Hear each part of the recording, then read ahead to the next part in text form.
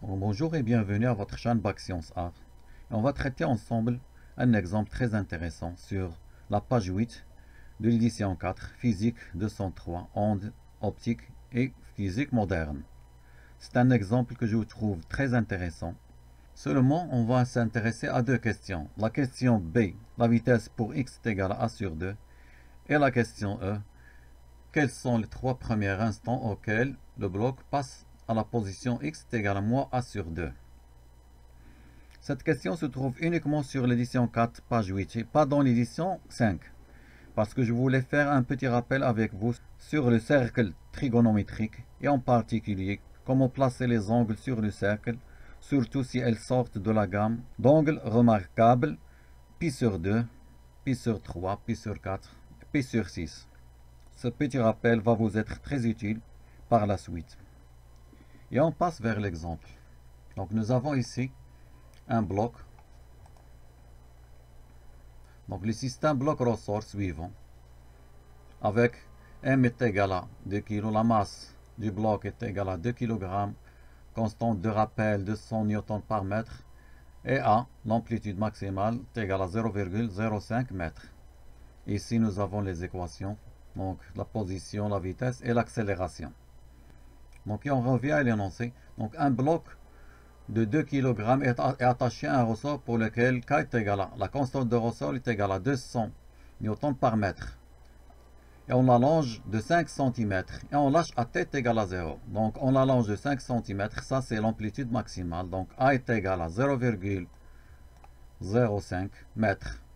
Donc, et on sait que oméga est égal à la racine carrée de K sur M, avec K ici est égal à 200 N par mètre, et M est égal à 2 kg.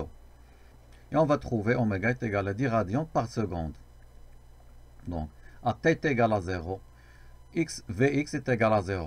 Lorsque t est égal à 0, on lâche le bloc à son amplitude maximale. À son amplitude maximale, la vitesse est égale à 0. Donc d'après l'équation 1, 2 et 3, donc ici, l'équation 1, l'équation 2, on a A est égal à A sinus de 0, donc t est égal à 0, on remplace sinus de 0 plus phi, et 0, donc Vx, on a dit qu'il est égal à 0, à t est égal à 0, est égal à 10, donc c'est oméga multiplié par A, cosinus de 0 plus phi. Donc, on trouve sinus phi est égal à 1 et cosinus phi est égal à 0. Et on obtient phi est égal à pi sur 2 radians. Donc, on trouve x est égal à 0,05 sinus de 10t plus pi sur 2. La question B. La question qui nous intéresse, la vitesse propre du bloc lorsqu'il passe à x est égal à plus a sur 2.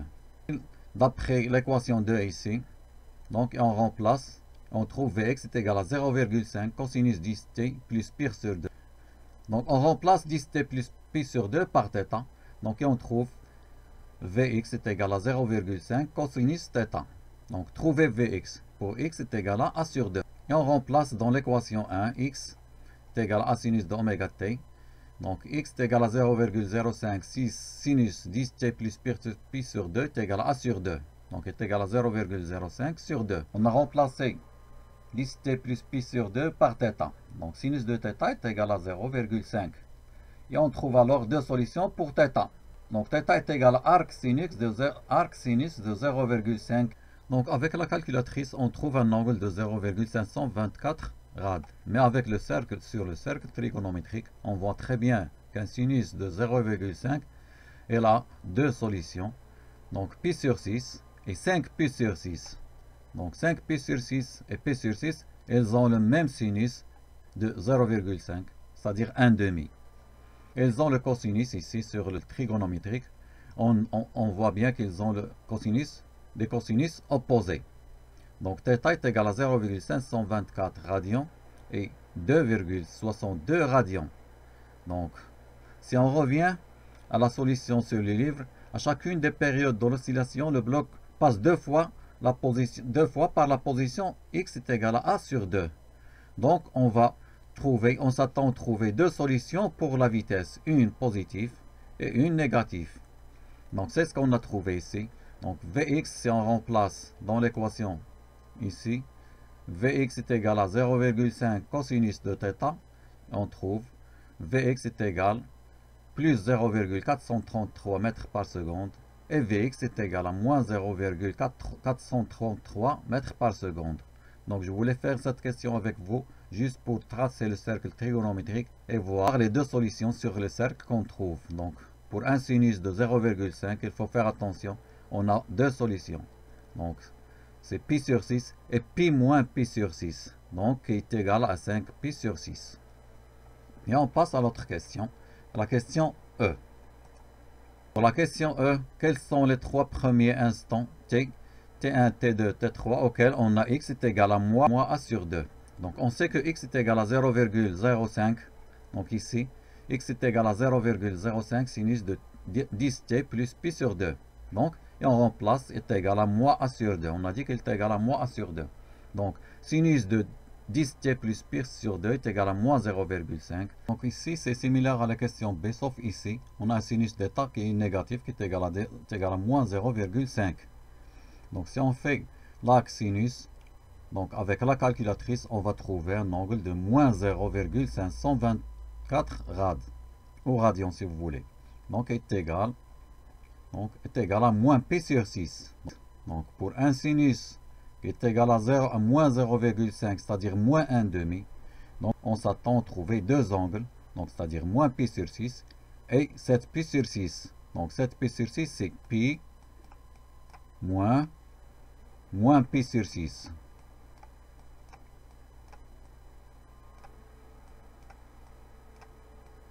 Donc on va trouver 7 pi sur 6. On peut même compter, donc 1, 2, 3, 4, 5, 6, 7. Donc 7 pi sur 6. Donc les deux angles suivants. Donc sinus de 7 pi sur 6 est égal à moins 1,5 et sinus de moins pi sur 6 est égal à moins 1,5. Donc pour trouver pi sur 6 sur le cercle, donc qu'est-ce qu'on fait? Donc on prend 2pi. Donc le cercle, donc l'angle de cercle, il vaut à 2pi. Et on divise par pi sur 6. Donc et on va trouver 12 divisions. Donc 12 divisions. Donc 3 divisions par cadran. Donc 1, 2, 3, 4, 5, 6, 7, 8, 9, 10, 11, 12. Donc on divise le cercle par 12 et on va trouver la position de nos angles. Donc pi sur 6. Ici c'est moins pi sur 6, l'opposé. Une fois qu'on a trouvé les deux angles, moins pi sur 6 et 7 pi sur 6, on peut alors en déduire les angles en ajoutant des multiples de 2pi. Donc, c'est-à-dire moins pi sur 6 plus ou moins n multiplié par 2pi et 7pi sur 6. Donc ici, pardon, donc c'est 7pi sur 6.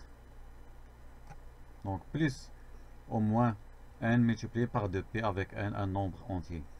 Et on trouve alors comme exemple, donc moins pi sur 6 plus 2pi. Donc pour n est égal à 1, on trouve 11 pi sur 6. Moins pi sur 6 plus n est égal à 2, 23 pi sur 6. Donc ici on remplace par le signe moins avec n est égal à 1. Donc moins pi sur 6 moins 2pi est égal à moins 13 pi sur 6. Donc pour l'autre angle, c'est-à-dire 7 pi sur 6 moins 2pi est égal à moins 5 pi sur 6. 7 pi sur 6 plus 2pi est égal à 19 pi sur 6 et ainsi de suite.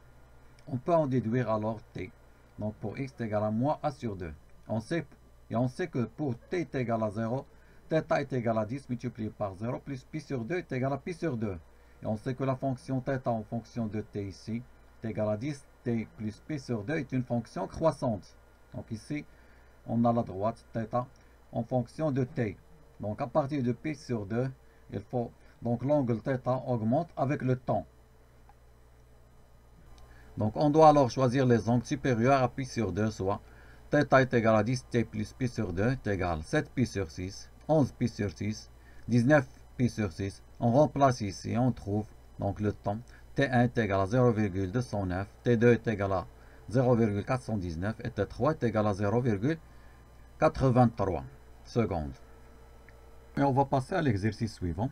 Donc c'est l'exercice 2, page 28, toujours sur l'édition 4.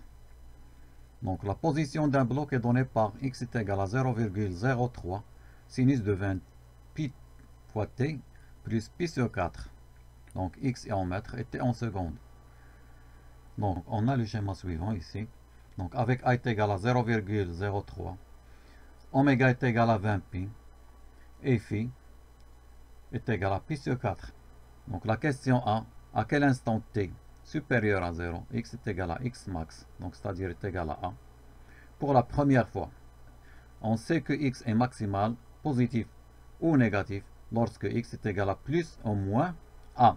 Donc est égal à plus ou moins 0,03 mètres. Donc selon l'équation 1, on remplace ici par plus ou moins A. Donc on trouve 0,03 sinus 20 pi t plus pi sur 4 est égal à plus ou moins 0,03. Donc sinus de 20 pi sur t plus pi sur 4 est égal à plus ou moins 1. Donc et on trouve 20 pi multiplié par t plus pi sur 4 est égal à plus ou moins pi sur 2. Et on trouve deux instants. Donc t est égal à 0,0125 secondes et t est égal à moins 0,0375. Donc on cherche l'instant t minimal qui est supérieur à 0. Donc on prend t est égal à 0,0125 secondes. Donc la question B, à quel instant t supérieur à 0, on a V est égal à V max, donc toujours positif ou négatif. On sait que Vx est égal à oméga, cosinus de oméga t plus phi, on remplace et on trouve, donc Vx est égal à 0,6 pi, cosinus de 20 pi fois t plus pi sur 4. Donc la vitesse est maximale, c'est-à-dire positif et négatif, lorsque Vx est égal à plus ou moins 0,6 pi, donc le terme ici. Donc on remplace dans l'équation, ici, donc, et on va trouver, c'est la même chose, donc cosinus de 20 pi fois t multiplié, pi sur 4, est égal à plus ou moins 1. Donc cette expression peut prendre les valeurs 0, pi, 2 pi, etc. Donc, et on cherche toujours donc t minimal qui est supérieur à 0. Et on trouve t est égal à moins 0,0125, 0,0375 secondes, 0,0875 secondes. On cherche l'instant t minimal qui est supérieur strictement à 0.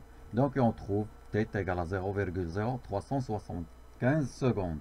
Donc la même chose pour l'accélération. Donc à quel instant t supérieur à 0, AX est égal à l'accélération maximale. AX est égal à moins oméga carré x est égal à moins A oméga carré sinus de oméga t plus phi. Donc l'équation 3. L'accélération est maximale, positive ou négative, lorsque AX est égal à plus ou moins oméga carré A. Donc on remplace dans l'équation 3 et on va trouver sinus de 20 pi t plus pi sur 4 est égal à plus ou moins 1. Donc ce résultat est le même qu'on a trouvé ici pour x. Donc sinus de 20 pi fois t plus pi sur 4 est égal à plus ou moins 1. Et on va trouver un temps minimal de 0,0125 secondes. Et on passe à le site desmos.com pour tracer les graphes. Ici j'ai écrit les équations. Donc ça c'est la position, ça c'est la vitesse, c'est l'équation de la vitesse et ça c'est l'équation de l'accélération. Donc pour tracer les trois fonctions sur le même graphique, j'ai ici divisé la vitesse par 50 et l'accélération par 100. Donc ça c'est la position en fonction de temps en rouge, ça c'est la fonction vitesse en fonction de temps en bleu et la courbe verte c'est l'accélération en fonction de temps. Donc pour la question 1, on a trouvé un temps de 0,0125 secondes. Donc on vient ici et on trouve 0,0125 secondes. Donc pour une amplitude maximale qui est égale à 0,03. Donc c'est la même chose pour la vitesse. Donc ici on va trouver, donc on a trouvé 0,0375. Donc c'est l'instant supérieur, minimal, supérieur à 0, où la vitesse est maximale. La vitesse est maximale ici. La première instant où la vitesse est maximale, c'est ici. Donc est égal à 0,0375. Donc ici, il faut multiplier par 50. Et on va passer à l'accélération. L'accélération, on a trouvé, pour l'accélération, on a trouvé 0,0125 secondes. Donc c'est l'instant minimal où l'accélération est maximale. Donc on est ici. Donc il est égal à 0,0125, c'est ce qu'on a trouvé. Et pour l'amplitude maximale ici, il faut multiplier par 100. Et on passe à l'exercice suivant. Donc pour l'exercice suivant, c'est sur le chapitre 2. Donc les ondes mécaniques. Donc c'est l'exercice 24. Donc ici, page 68 de l'édition 4. Donc une onde sinusoïdale progressive a une amplitude de 0,05 mètres, un nombre d'ondes de 0,1 radian par mètre et une vitesse de propagation de 50 mètres par seconde, dans le sens des x négatives. Donc pour x est égal à 0 et t est égal à 2 secondes, le déplacement transversal est y est égal à 1,25 10-2 mètres et la vitesse est négative. Vitesse Vy est négative. Écrivez l'expression de la fonction d'onde yxt sous la forme de l'équation d8. Donc la fonction, c'est y est égal à sinus de kx plus de oméga t plus phi. Donc avec a, on a dit ici, c'est 0,05, c'est l'amplitude, k c'est le nombre d'ondes, est égal à 0,1 radian par mètre, et la vitesse de propagation est de 50 mètres par seconde. Donc on sait que la fréquence angulaire oméga est égale à k fois v. Donc on en déduit la fréquence angulaire oméga est égale à 0,1. Donc c'est le nombre d'ondes multiplié par la vitesse de propagation. Donc 0,1 multiplié par 50 est égal à 5 radians par seconde. On remplace dans l'équation 1 et on trouve y, donc l'équation 2, y est égal à 0,05 sinus 0,1x plus 5 fois t plus phi. Donc à t est égal à 2 secondes, x est égal à 0 mètres et y est égal à 0,0125 mètres. On remplace dans l'équation 2, donc y est égal, donc 0,0125 mètres. Y est égal à 1,25, 10 à la puissance moins 2, c'est 0,0125 mètres. On remplace dans 2 et on trouve sinus de 10 plus phi est égal à 0,25. Donc, avec la calculatrice, on trouve l'angle 10 plus phi est égal à arc sinus de 0,25 qui est égal à 0,253 radians. Donc, comme on a vu dans les exercices précédents, on a un autre angle de même sinus. Donc, le sinus est égal à 0,25. Donc, ici, on pose notre angle 0,253. Et on trouve un autre angle qui est égal à pi moins 0,253, qui est égal à 2,89 radians, donc de même sinus. Donc sinus de 0,253 est égal à sinus de 2,89 est égal à 0,25. Par conséquent, 10 plus phi est égal à 0,253 rad et 2,89 radians. Donc on sait que à t est égal à 2 secondes, x est égal à 0 et vy est négative. Donc ici dans l'énoncé. Or vy est égal à w au oméga cosinus x kx plus oméga t plus phi. Donc on remplace, on trouve vy est égal à a oméga cosinus 10 plus phi qui doit être négative. Donc cette expression est positive, donc le cosinus de 10 plus phi est négatif. Cela implique que 10 plus phi est égal à 2,89. Donc ici on a trouvé 0,253 et 2,89. La seule valeur dont le cosinus phi est négatif est 2,89. Donc on prend 10 plus phi est égal à 2,89. Cela nous donne un angle phi est égal à moins 7,11 radians. Et on sait que phi doit être compris entre 0 et 2π. Donc on doit augmenter phi en y ajoutant un multiple de 2π, soit phi prime ce nouveau angle, tel que phi prime est égal à phi plus 2π, multiplié par n, avec n appartenant à n. Donc un entier, un nombre entier. Donc d'après 1, on a phi prime, il doit être toujours compris entre 0 et 2π. Donc si on remplace phi prime par phi plus 2π fois n, donc on trouve phi plus 2π fois n, compris entre 2π et 0. Donc, on simplifie en isolant le n, on obtient n doit être compris entre 1,13 et 2,13, n étant un nombre entier, donc on prend n est égal à 2. Donc phi prime est égal à moins 7,11 plus 2 fois 2π. Donc plus 4π est égal à 5,46 radians. Et on obtient l'expression y est égale à 0,05 sinus de 0,1x plus 5t plus 5,46.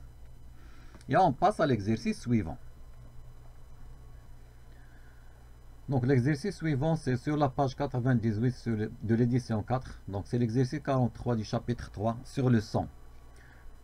Donc l'exercice 43, la variation de pression dans une onde sonore est donnée par delta P est égal à 12 sinus 8,18x moins 2700t plus pi sur 4.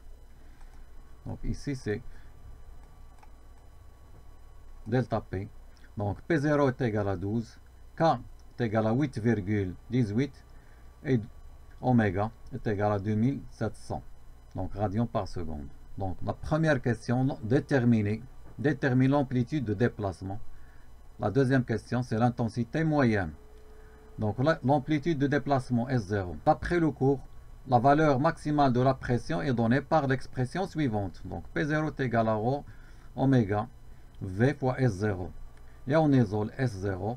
Donc S0 est égal à P0 sur ρ oméga V. Donc avec V, c'est la vitesse de la propagation d'une onde. Donc elle est donnée par l'expression suivante. V est égal à W ou oméga divisé par K. Donc est égal à 2700 divisé par 8,18 est égal à 330 mètres par seconde. Rho est égal à 1,29 kg par mètre cube. Et on trouve S0 est égal à 12 divisé par 1,29 multiplié par 2700 multiplié par 330. Donc S0 est égal à 1,0410 à la moins 5 mètres. Et on passe à la question B. L'intensité moyenne, I moyenne. Donc I moyenne est donnée par l'expression I moyenne. Donc P0 au carré divisé par 2ρ fois V. Donc est égal à 12 au carré. Divisé par 2 multiplié par 1,29 multiplié par 330. Et on trouve une intensité moyenne de l'ordre de 0,169. Donc on passe à l'exercice suivant. Donc c'est l'exercice 42. Donc la figure 3.29 représente, c'est le même chapitre. Donc la figure 3.29 représente le graphique d'une impulsion sonore pour laquelle le déplacement longitudinal maximal S0 est égal à 10 moins 6 mètres et D est égal à 5 cm. Donc S0 est égal à 10 moins 6 et D est égal à 5 cm. Donc déterminer la vitesse d'une particule, donc élément du volume d'air, sur le bord, donc sur le bord avant et sur le bord arrière de l'impulsion. Donc calculer la vitesse d'une particule, donc élément de volume d'air, sur le bord avant. Donc soit Vp la vitesse de la particule et V la vitesse du son. Donc sur le bord avant on a S0, donc l'expression suivante. S0 sur D, donc S0 sur D est égal à Vp de la particule divisé par, donc est égal à la vitesse de la particule divisé par la vitesse du son. Donc, et on isole Vp, donc Vp est égal à S0 sur D multiplié par V. Donc est égal à 10 moins 6 divisé par 5 fois 10 moins 2 multiplié par 340, la vitesse du son. Donc est égal à 6,8 10 moins 3 mètres par seconde. La vitesse sur le bord avant est égale, Vp est égal, donc ici c'est plus, pardon, donc Vp est égal, en vecteur, est égal à 6,8 fois 10 à la puissance moins 3, donc fois I. Donc mètres par seconde. Donc la même chose, on applique la même formule, c'est-à-dire S0 divisé par, donc S0 divisé par 2D est égal à Vp divisé par V. Donc V, la vitesse de la particule, sur la vitesse du son. On trouve Vp est égal à S0 divisé par 2D multiplié par V. Donc on trouve 3,40 fois 10 à la puissance moins 3 mètres par seconde. Donc sur le bord arrière, on trouve un vecteur dans le sens négatif. Et on passe à l'exercice suivant. Donc l'exercice suivant, c'est sur le chapitre 4. Donc la réflexion et la réfraction de la lumière. Donc c'est l'exercice 9, page 141, toujours sur l'édition 4. Donc on passe ici. Un plongeur situé à 3 mètres sous la surface de l'eau. Donc l'indice de réfraction est égal à 1,33. Dirige un faisceau lumineux selon un angle de 30 degrés avec la perpendiculaire à la surface entre l'air et l'eau. Donc θ1 ici. Donc c'est l'angle de 30 degrés avec la perpendiculaire. Dans une barque se trouve une autre personne dont les yeux sont 1 mètre au-dessus de la surface. Donc ici on a la barque. et les yeux sont ici. Donc les yeux de l'observateur. À quelle distance horizontale du plongeur cette personne doit-elle se trouver pour voir la lumière du faisceau? Donc c'est la distance qui sépare la barque ou l'observateur du plongeur. Le plongeur est situé ici. Donc, et la source du rayon lumineux. La question c'est de calculer L. Donc c'est la distance qui sépare la barque avec le plongeur. Donc est égal à L1 plus L2. Donc distance horizontale séparant l'observateur de la source. Donc L1, on a tangente de θ1 est égal à L1 sur D1. Donc L1 c'est ici. Et c'est la même chose ici. Donc sur D1. D'où L1 est égal à D1 tangente de θ1. Donc avec D1 on a dit qu'il est égal à 3 mètres. Donc le plongeur est situé à 3 mètres au-dessous de l'eau. Donc il est égal à 3 multiplié par tangente de 30. Et on trouve L1 est égal à 1,73 mètres. Donc L2. Donc c'est la même chose. Donc ça c'est DE. Ça c'est D2, pardon. Et ça c'est L2. Donc tangente de θ2 est égal à L2 divisé par D2. Donc tangente de θ2 est égal à L2 divisé par D2. Donc, L2 est égal à D2 multiplié par tangente de θ2. Donc ça c'est l'équation 1. Donc il faut trouver θ2. On sait que l'angle d'incidence θ1 et l'angle de réfraction θ2 sont liés par la formule suivante. N1 sinus de θ1 est égal à N2 sinus de θ2. Et on isole sinus de θ2 qui est égal à N1 divisé par N2 multiplié par sinus de θ1. Donc θ2 est égal à l'arc sinus de N1 sur N2 multiplié par sinus de θ1. Et on remplace. Donc et on trouve un angle de 41,7 degrés. Et on remplace dans l'équation 1, L2 est égal à 1. Donc ici, donc les yeux de l'observateur sont situés à 1 mètre donc de la surface. Donc L2 est égal D2 c'est 1 multiplié par tangente de 41,7 et on trouve une valeur de 0,89 mètres. Donc et par la suite L. Donc la distance qui sépare l'observateur de la source L est égale. Donc L1 plus L2 est égal à 2,62 mètres. Et on passe à l'exercice suivant. Donc l'exercice suivant, c'est l'exercice 3, page 305, édition 4, la relativité restreinte. Donc l'exercice 3 ici, une tige se déplaçant à la vitesse de 0,6 c. Donc c c'est la vitesse de la lumière par rapport au référentiel de laboratoire à une longueur de 1,2 mètre lorsqu'on la mesure dans ce référentiel. Donc quelle est la longueur propre de la tige? Donc on cherche L0, la longueur propre de la tige, donc mesurée dans son référentiel. Donc on va utiliser alors la relation de la contraction de la longueur. Donc L est égal à L0 divisé par lambda. Avec L est égal à 1,2 mètre. Donc cette mesure ou cette longueur est mesurée au laboratoire, pas dans le référentiel de la barre. Donc, or lambda est égal à 1 divisé par la racine carrée de 1 moins V sur C au carré. Donc, on remplace et on trouve lambda est égal à 1,25. D'où, d'après l'équation 1, on isole L0. Donc, L0 est égal à lambda multiplié par L est égal à 1,25 multiplié par 1,2 qui est égal à 1,5 mètre. Donc, la longueur propre de la tige, c'est-à-dire dans son référentiel, c'est L0 est égal à 1,5 mètre. Et on passe à l'exercice 4. Donc, l'exercice 4, une étoile est à 10 années-lumière de la Terre. Donc, quelle doit être la vitesse d'une fusée par rapport à un référentiel d'inertie fixé à la Terre pour que la distance mesurée dans le référentiel lié à la fusée soit égale à 3 années-lumière. Donc ici, nous avons l'étoile. Ici, c'est la fusée qui se déplace à la vitesse V. Et c'est la Terre. Donc, calculez la vitesse de la fusée, donc V, telle que la distance, L, soit égale à 3 années-lumière. Donc, on peut en déduire V de la relation 2, de l'exercice 3. Donc, la relation 2, c'est ici. Lambda est égal à 1 divisé par racine carrée de 1 moins V sur C au carré. Donc, on va chercher V.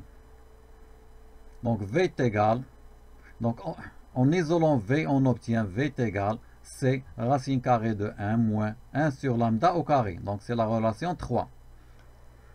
Et lambda est égal à L0 divisé par L est égal à 10 divisé par 3 est égal à 3,33. Et on trouve une vitesse de 0,945 multiplié par C. Donc C, c'est la vitesse de la lumière. Et on va passer à l'exercice suivant. C'est l'exercice 16. Toujours sur le même chapitre. Donc l'exercice 16. Un train roule à une vitesse de 0,6 C.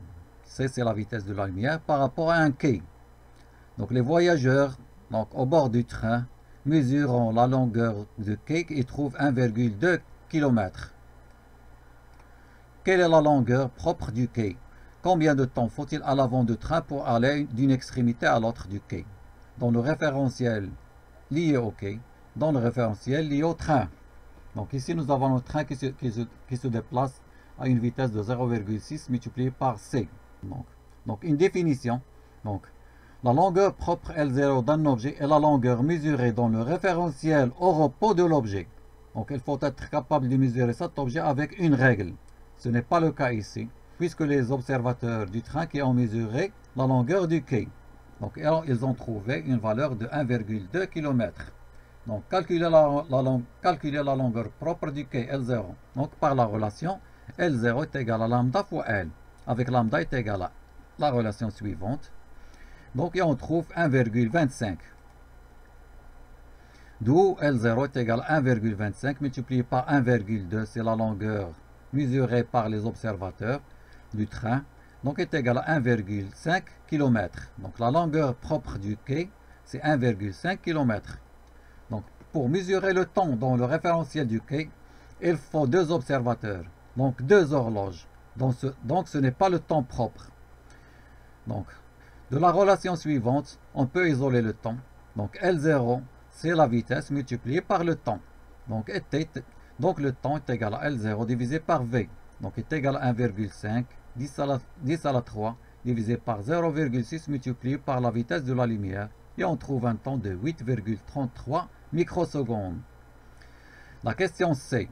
Le temps dans le référentiel de train il suffit qu'un observateur, c'est-à-dire une seule horloge, pour mesurer cet intervalle de temps. Donc il s'agit alors du temps propre, T0.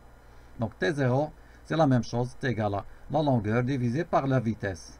C'est égal à 1200 divisé par 0,6 multiplié par 3,10 à la 8. Et on trouve un temps propre de 6,67 microsecondes. On peut aussi utiliser la formule suivante, c'est la formule de la dilatation du temps. Donc T0 est égal à T divisé par lambda. Donc est égal à 8,33 divisé par 1,25 et on trouve une valeur approximative de 6,66 microsecondes. Et on passe à l'exercice suivant. Donc l'exercice suivant. Un vaisseau spatial passe devant une station à la vitesse de 0,98 c. Dans la station, des observateurs mesurent la longueur du vaisseau et trouvent 120 mètres. Combien de temps met le vaisseau pour passer devant un point donné de la station? Dans le référentiel lié à la station, donc les observateurs de la station ne peuvent pas mesurer la longueur propre du vaisseau. Donc ils mesurent L qui est égal à 120 mètres, c'est la longueur contractée du vaisseau. Donc le temps dans le référentiel station, donc le passage devant un point, c'est-à-dire un observateur, nous donne T0 est égal à la longueur, donc mesurée ici, 120 divisé par la vitesse du vaisseau, qui est égale à 0,98 fois 3,10 à la puissance 8. Et on trouve un temps propre de T0 est égal à 0,408 microsecondes. Donc, le temps dans le référentiel vaisseau est T égal, on l'obtient par la relation de la dilatation de temps. T est égal lambda multiplié par T0. Avec lambda est égal, donc la formule. Donc, et on remplace et on trouve lambda est égal à 5. Donc T est égal à 5 multiplié par 0,408 et on trouve un temps de 2,05 microsecondes. Donc l'exercice 18, donc toujours sur le même chapitre. Donc alpha est à 4,2 années-lumière de la Terre. À quelle vitesse par rapport à un référentiel d'inertie fixé à la Terre des astronautes doivent-ils se déplacer pour que la mesure de cette distance soit de 3,6 années-lumière? Donc, petit b. À quelle vitesse doivent-ils se déplacer pour que leur mesure de la durée de voyage donne 24 ans? Donc, petit c. À la vitesse calculée en b, donc ici, quelle serait la durée de voyage dans le référentiel de la Terre? Donc ici, nous avons la Terre, donc alpha, et le vaisseau. On veut que la longueur contractée soit égale à 3,6 années-lumière. Et on sait que L est égal à L0 sur lambda. Donc on peut en déduire lambda est égal à L0 sur L est égal à 1,167. Avec lambda est égal à 1, divisé par racine carrée de 1 moins V sur C au carré. Donc on isole V, on trouve. Donc on remplace, et on trouve une vitesse de 0,500 multiplié par C. C, c'est la vitesse de la lumière. Donc, la question 2, ou la question B, calculer V, c'est-à-dire la vitesse de vaisseau, telle que T0 est égal à 24 ans. Donc, temps calculé par un seul observateur de vaisseau. Donc, T0 est égal à 24 ans. On sait que L est égal à V multiplié par T0. Longueur contractée mesurée par les astronautes. Et L est égal à L0 divisé par lambda. On va trouver, donc V multiplié par T0 est égal à L0 divisé par lambda. Donc V multiplié par T0 est égal à L0 divisé par lambda. Donc V multiplié par lambda est égal à L0 sur T0. Avec lambda est égal à 1 divisé par la racine carrée de 1 moins V sur C au carré. Donc on remplace lambda dans l'équation 1 ici et on trouve V multiplié par 1 divisé par la racine carrée de 1 moins V sur C au carré est égal à L0 sur T0. Donc en isolant, et on va trouver la formule de la vitesse ici. Donc on remplace et on trouve une vitesse V de 0,172 multiplié par C. Donc C, c'est toujours la vitesse de la lumière. Donc avec la vitesse qui est égale à 0,172 multiplié par C, calculer le temps dans le référentiel de la Terre, T. Donc on a T est égal à lambda multiplié par T0. Donc est égal à T0 divisé par la racine carrée de 1 moins V sur C au carré. On va trouver un temps de 24 ans,4. Merci pour votre attention. J'espère que vous avez bien assimilé ces exercices. Je vous donne rendez-vous avec la suite des exercices, toujours sur la physique 3, ondes optiques et physique moderne. Merci.